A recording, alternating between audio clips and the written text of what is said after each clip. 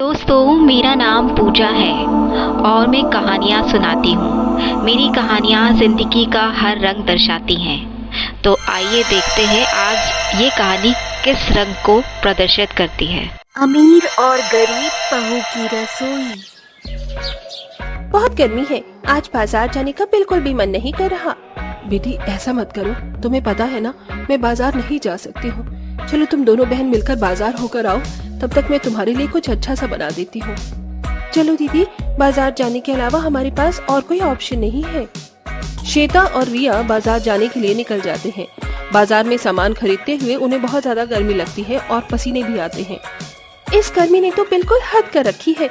जरा सा घर से बाहर निकलो, पूरा शरीर पसीने से भर जाता है। आपने बिल्कुल सही कहा दीदी।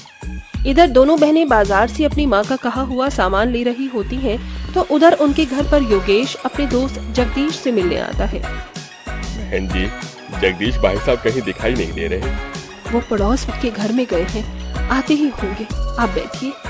तभी जगदीश घर पर आ जाता है। अरे योगेश, मेरे दोस्त, मेरे जिगरी यार, कितने दिनों बाद तुझे देख रहा हूँ। आज कैसे भूले भटके मेरे घर आ गया तू?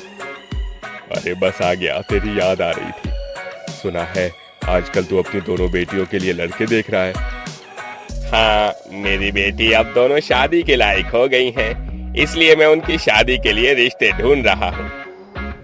बस मैं रिश्ता ही लेकर आया हूँ तेरे घर। 2 लड़के हैं और बहुत अच्छे परिवार से हैं। ये देखो उनकी फोटो। योगेश जगदीश और उसकी पत्नी संगीता को लड़कों की फोटो दिखा देता है।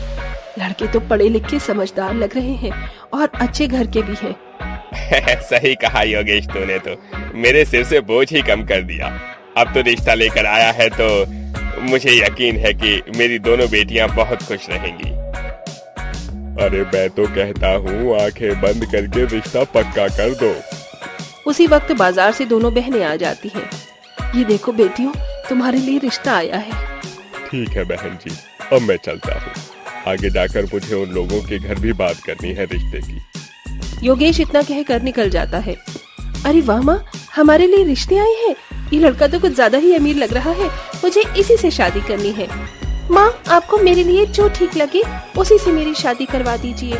दोनों ही लड़के अच्छे घर से हैं, मुझे लगता है तुम दोनों वहाँ खुश रहोगी। इस तरह बहुत ही जल्दी दोनों बहनों की शादी की तैयारी शुरू हो जाती है। शादी से एक रात पहले। शादी के बाद हमारी जिंदगी कैसी होगी? मैं बताती हूँ दीदी।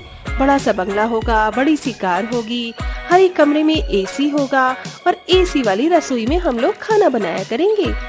ओहो पगली, तुम्हारी डिमांड तो बहुत ही ज्यादा है। दोनों बहन शादी को लेकर बहुत खुश थी। अगले दिन उनकी शादी हो जाती है और वो दोनों अपने ससुराल विदा हो जाती हैं, जहाँ बड़ी को अमीर ससुराल मिलता है लेकिन छोटी बहन को गरीब। आ जाओ बहू, इस घर में तुम्हारा स्वागत है। तुम इस घर की लक्ष्मी हो, लक्ष्मी। रिया घर के अंदर गृह प्रवेश करके आती है कि चारों तरफ देखने लगती है। छोटा सा मकान और सिंपल सा रहन सहन। क्या यही मेरा ससुराल है? हाँ, यही तुम्हारा ससुराल है। क्यों, क्या हुआ? कुछ परेशानी है क्या बहू? नहीं माँ जी, कोई परेशानी नहीं है। रिया के सपनों पर तो जैसे पानी ही फिर गया हो। उसने क्या सोचा था और उसे क्या मिला था। तो वहीं बड़ी बहन अपने अमीर ससुराल आकर बहुत खुश होती है। उसके कमरे से लेकर उसकी रसोई में भी एसी लगा होता है। आज तुम्हारी पहली रसोई की रस्म है। चलो मैं तुम्हारी रसोई के बारे में तुम्हें बता देती हूँ। यहाँ पर सब मसालों के डिब्बे हैं, यहाँ बर्तन है, ये गैस इलेक्ट्रॉनिक है। कुछ भी चीज की जरूरत हो या कुछ समझ ना आए तो मुझे बुला लेना। सुशीला एसी वाली रसोई का एसी ऑन करके चली जाती है, जिसके बाद श्वेता अपने अमीर ससुराल में पहली बार खाना बनाती है। वाह, कितनी अच्छी रसोई है मेरी। यहाँ एसी के चलते खाना बनाते हुए जरा भी पसीना नहीं आता। लेकिन घर पर जब भी हम खाना बनाया करते थे तो पसीने से हाल ही बुरा हो जाता था। रिया तो अपने ससुराल में और भी ज्यादा खुश होगी, उसे तो ऐसा ही सब चाहिए था। श्वेता जैसा सोच रही थी वैसा बिल्कुल भी नहीं था। कितनी गर्मी है यहाँ, बिल्कुल भी रहा नहीं जा रहा। ऊपर से मुझे चूल्हे पर खाना बनाना पड़ रहा है। बहू तुम बोलो तो मैं तुम्हारी मदद कर देती हूँ। नहीं माँ जी, मैं बिल्कुल ठीक हूँ। रिया, जो तुमने सामान मंगवाया था उनमें से कुछ ही सामान ला पाया हूँ, क्योंकि मेरे पास थोड़े से ही पैसे थे। कोई बात नहीं जी, मैं इस सामान से ही कुछ न कुछ बना लूंगी। रिया इतनी गरीब थी कि उनके घर में सिर्फ एक ही पंखा था और उसी के नीचे सब लोग सोया करते थे। चलो खाना तो बन गया, अब थोड़ी देर पंखे की हवा ले लेती हूँ। रिया पंखे की हवा लेने के लिए रसोई से बाहर आती है तो वो अपने ससुर और पति को पंखे के नीचे बैठे हुए देखती है। ऐसे में जाना ठीक नहीं होगा, मुझे रसोई में ही बैठ जाना चाहिए। शर्म के चलते वो रसोई में चली जाती है। मेरे मायके में कम से कम रसोई में पंखा तो लगा था, यहाँ तो इतनी गर्मी है कि 2 मिनट भी आराम से बैठा नहीं जा रहा। क्या करूं, ऊपर से पसीने भी आ रहे हैं। तभी रिया के फोन पर उसकी बड़ी बहन का फोन आ जाता है। अरे रिया, तुम कैसी हो? अपनी अमीर ससुराल में तुम बहुत खुश तो हो ना? अब दीदी को कैसे बताऊं कि मेरी शादी गरीब ससुराल में हुई है।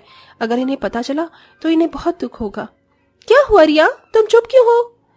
सब कुछ बहुत अच्छा है दीदी, मैं यहाँ बहुत खुश हूँ। मेरी रसोई में तो बिल्कुल मेरे सर के ऊपर एसी लगा है, ठंडी ठंडी हवा आती है एसी की। अच्छा, ये सुनकर मुझे बहुत खुशी हुई। चलो अच्छी बात है, शादी के बाद हम दोनों बहनें अपने ससुराल में खुशी से रह रही हैं। अच्छा ये बताओ, मुझे अपने घर कब बुला रही हो? हाँ दीदी, मैं तो आपको बताना ही भूल गई। मैं अपने ससुराल वालों के साथ गोवा की ट्रिप पर जा रही हूँ, उसके बाद मिलते हैं। चलो अच्छी बात है, अच्छे से घूम कर आना। रिया ये सुनने के बाद फोन काट देती है। तभी उसकी सास आती है। बहू पड़ोस की काकी आई है, जरा उनके लिए चाय बना देना। अभी बना देती हूँ माँ जी। इस तरह छोटी बहन अपनी गरीबी अपनी बड़ी बहन से छुपाती रहती है।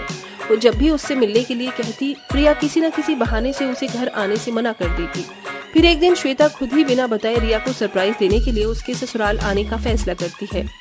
आज अपनी छोटी बहन को ऐसा सरप्राइज दूंगी कि वो जिंदगी भर याद रखेगी। साथ में कुछ तोहफे भी ले जाती हूँ। वैसे तो वो इतनी अमीर है कि उसे तोहफों की जरूरत नहीं होगी, लेकिन बहन का दिया हुआ तोहफा हर बहन के लिए खास होता है। कुछ गिफ्ट लेकर श्वेता अपनी कार से अपनी बहन के गरीब ससुराल पहुँच जाती है। ये मैं क्या देख रही हूँ? मेरी बहन इस गरीब घर में रहती है। बेचारी किस तरह चूल्हे पर गर्मी में पसीने में लथपथ खाना बना रही है। इसकी रसोई में इतनी गर्मी है और एक मैं इतने अमीर ससुराल में जाकर अपनी एसी रसोई में खाना बनाती हूँ। मेरी बहन ने मुझसे इतना कुछ छुपाया ताकि मुझे बुरा न लगे। श्वेता की आंखों में आंसू आ जाते हैं, जिसके बाद वो दरवाजे के अंदर जाकर अपनी बहन से कहती है, क्यों बहन, क्या मैं अब इतनी पराई हो गई कि तुम मुझे अपनी परेशानी बताना ही नहीं चाहती? अपनी बड़ी बहन को अपने सामने देखकर रिया की आंखों में आंसू आ जाते हैं। श्वेता उसी वक्त उसे गले से लगा लेती है। दीदी, मैंने आपको इसीलिए कुछ नहीं बताया था क्योंकि मैं आपके ऊपर बोझ नहीं बनना चाहती थी।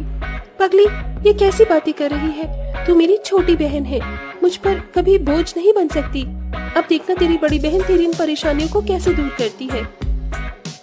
श्वेता अपने पति से कहकर अंकित को उसकी कंपनी में मैनेजर बनवा देती है और साथ में अपने घर के पास एक घर खरीद कर अपनी बहन को दे देती है, जिसकी रसोई में एसी लगा होता है।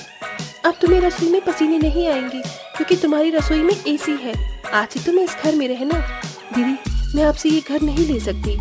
देखो, तुम्हारे पति मेरे पति की कंपनी में ही काम कर रहे हैं। जब तुम्हारे पास पैसे आए तो धीरे धीरे इस घर के पैसे मुझे लौटा देना, लेकिन फिलहाल तुम यहीं पर रहोगी। इस तरह अब दोनों बहनें पास में रहने लगती हैं। एक दिन रिया अपनी एसी वाली रसोई में खाना बनाते हुए अपनी बहन को डिनर के लिए इनवाइट करती है। दीदी, आज आपका डिनर हमारे घर पर है क्योंकि आज अंकित को पहली सैलरी मिली है।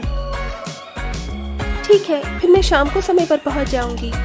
शाम को जब श्वेता एसी वाली रसोई में अपनी बहन को खाना बनाते हुए देखती है तो वो बहुत खुश होती है। ओहो, क्या बात है, आज तो मेरी छोटी प्यारी बहन एसी वाली रसोई में खाना बना रही है। आज तो खाना भी बहुत स्वादिष्ट बनेगा। इस तरह सब लोग बहुत खुश होते हैं और उस दिन वो सब एक साथ डिनर करते हैं और अब दोनों बहनें एक साथ खुशी खुशी रहने लगती हैं। आज की कहानी बस इतनी ही थी। मुझे यकीन है आप मेरी कहानी को लाइक, शेयर और सब्सक्राइब ज़रूर करेंगे। और हाँ, कमेंट सेक्शन में ज़रूर बताएं कि ये कहानी कैसी लगी और कौन कौन सी नई कहानियाँ आप सुनना चाहते हैं। मिलते हैं अगले नई कहानी में और अपना बहुत ख्याल रखिएगा।